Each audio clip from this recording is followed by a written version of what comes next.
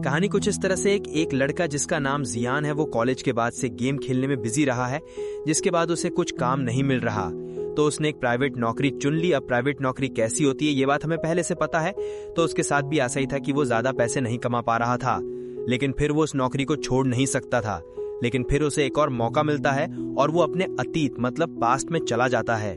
वैसे अब आगे क्या हुआ, यहाँ से ये चीज हमें इस कहानी को पूरा देखकर ही पता चलेगी।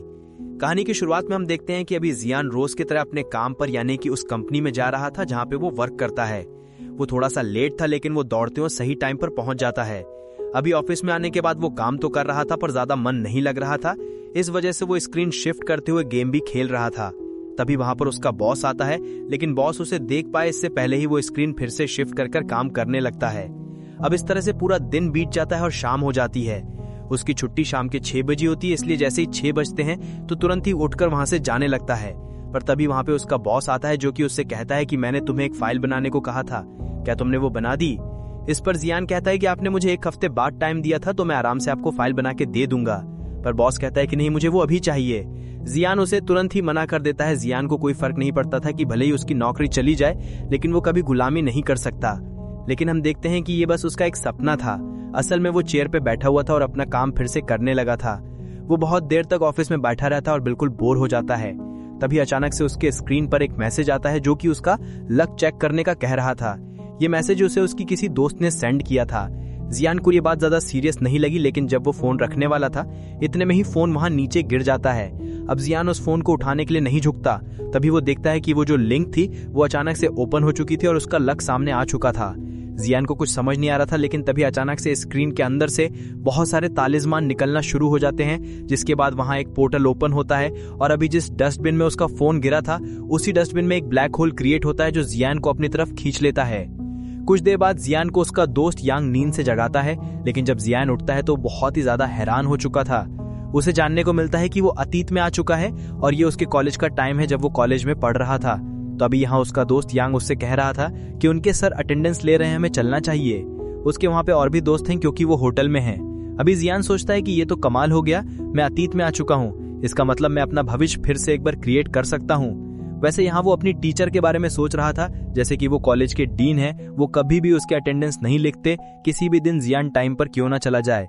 और एक और टीचर है जो कि कहते हैं कि अटेंडेंस कोई मैटर नहीं करती, मतलब वो टीचर बहुत अच्छे हैं। लेकिन सेमेस्टर खत्म होने के बाद जियान को पता चल चुका था कि वो बस एक्टिंग कर रहे थे, कि उन्होंने बाद में जियान को फेल कर दिया था।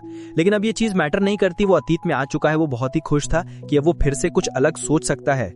लेकिन इसी दौरान उसके सामने सिस्टम एक्टिवेट हो जाता है, जहां पर जो सिस्टम मैनेज है जिसका नाम रिची है, वो सामने आकर जियान से कहता है कि तुम्हें एक स्पेशल पावर मिली है, हम तुम्हें 50,000 करेंसी देंगे, मतलब वहां की जो करेंसी है वो देंगे और उन्हें जियान खर्च करने के लिए या फिर कोई कंपनी क्रिएट करने के लिए यूज कर सकता है।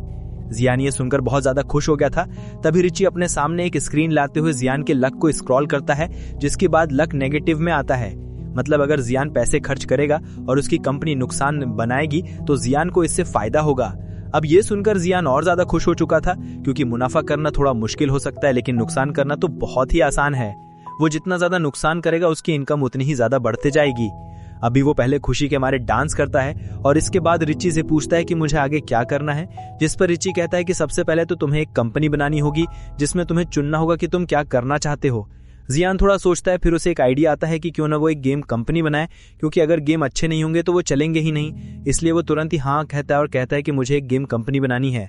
वैसे उसने थोड़ा गलत वर्ड कह दिया था, जिस वजह से वहां पर रिची भी नाम गलत रख देता है कंपनी का, लेकिन इससे जियान को कोई फर्क नहीं पड़ रहा था क्योंकि उसे तो वैसे भी लॉस में जाना है। अब जियान ने यहाँ पे चुन लिया था कि उसे गेम क्रिएट करना होगा। तभी रिची उससे कहता है कि तुम्हारे पास सिर्फ 14 दिन का टाइम है, तुम इतने में ही एक गेम क्रिएट कर उसे पब्लिश कर सकते हो। अगर तुमने उसके बाद ये सब किया तो तुम्हारे 50,000 पॉइंट्स माइनस हो जाएंगे और फिर तुम कुछ नहीं कर सकते। साथ ही वो ये भी कह रहा था कि तुम किसी को भी सिस्टम के बारे में बता नहीं सकते। जियान कहता है कि चलो ठीक है। इसके बाद अब जियान सोच रहा था कि आखिर 14 दिन में गेम कैसे क्रिएट करूंगा, क्योंकि गेमिंग में करीबन कई महीने लग जाते हैं। अब वहीं पर उसका दोस्त यांग आता है। जियान उससे पूछता है कि क्या हम सच में 14 दिन के अंदर किसी गेम को क्रिएट कर सकते हैं, जिस पर उसका दोस्त कहता है कि हाँ ऐसा पॉसिबल है। अभी रिसेंटली एक वेबसाइट निकली है जिस पर हम अगर किसी भी कोड के बारे में लिखते हैं तो अपने आप ही कोड जनरेट हो जाता है, जिस वजह से गेम क्रिएट करना बहुत आसान है, पर वो थोड़ा पैसे लेते हैं। अब जियान ये सुनकर खुश हो गया था।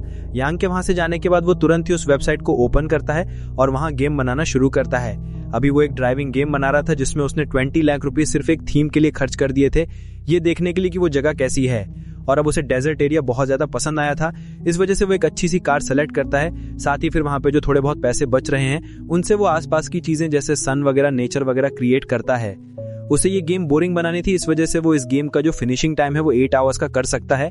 साथ ही उसने इसमें कुछ भी रेस वगैरह कुछ भी ऐड नहीं की थी, कोई दूसरा कंप्यूटर प्लेयर्स भी नहीं है। मतलब जो व्यक्ति इसे खेलेगा वो सिर्फ अकेले ही ड्राइविंग करता रहेगा 8 घंटे तक, और फिर अगर जिसने भी इस गेम को एक बार ओपन कर लिया वो इसे हटा नहीं सकता। जियान समझ गया था कि उसका प्लान पूरी तरह से कामयाब होने वाला है, ये दुनिया का सबसे बेकार गेम होगा। जियान तुरंत ही उसे क्रिएट करते हुए सेव कर देता है और उसका नाम लोनली डेजर्ट रोड रखता है। जियान ने पूरी रात जागते हुए इस गेम को क्रिएट किया था। अगले दिन हम देखते हैं कि यांग और उसके जो बाकी दोस्त हैं वो आते हैं और कहते हैं कि पड़ोसी या मतलब कि बाजू के कमरे में जो स्टूडेंट हैं उन्होंने गेम के लिए चैलेंज किया है। वैसे वो एक गेम बहुत टाइम से खेलते आ रहे हैं, ये जियान वाला गेम नहीं है। इस गेम के दौरान वो जियान को भी इन्वाइट करते हैं, पर जियान रात भर जागा था, इस वजह से वो मना कर देता है। अभी यांग बहुत ही बुरी तरीके से कह रहा था क्योंकि वो लोग थोड़े से नूब प्लेयर हैं। यांग पूछता है कि तुम्हें कोई प्रॉब्लम तो नहीं हो रही क्योंकि हम गेम खेल रहे हैं, शोर हो सकता है। पर इस पर जियान करता है कि नहीं, मुझे कोई प्रॉब्लम नहीं है। असल में जियान ने अब से जॉब करना शुरू कर दिया है, तब से उसके पास पैसे आने शुरू हो गए हैं और साथ ही वो एंजॉय भी नहीं कर पा रहा क्योंकि उसके पास टाइम की कमी थी और अब वो पैसे कमाकर टाइम बचा सकता है। इसके बाद सीन चेंज होता है और हम एक चाऊ नाम के लड़के को देखते हैं जो कि एक कंटेंट क्रिएटर है और उसका सारा कंटेंट गेम के बेस पर होता है। जैसे कि कौन सा गेम खराब है तो वो उसका वीडियो बनाता है और कहता है कि इस गेम को बिल्कुल मत खेलो अभी। लेकिन उसे कोई बेकार गेम नहीं मिल रहा, साथ ही अभी उसे कोई स्पॉन्सर भी नहीं मिल रहा।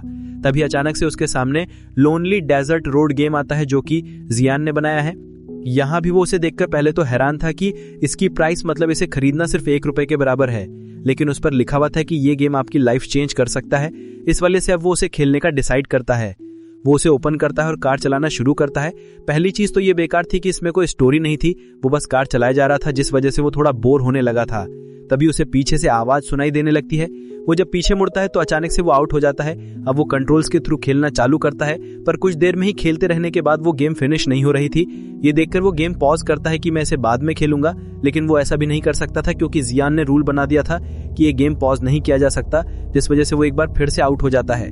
लेकिन अब उसने फैसला कर लिया था कि वो इस गेम को क्लियर करके रहेगा, जिसके बाद उसे बार बार खेलते जाता है। लेकिन कुछ भी हो जाए पर वो 30 मिनट या 40 मिनट के बाद आउट ही हो रहा था।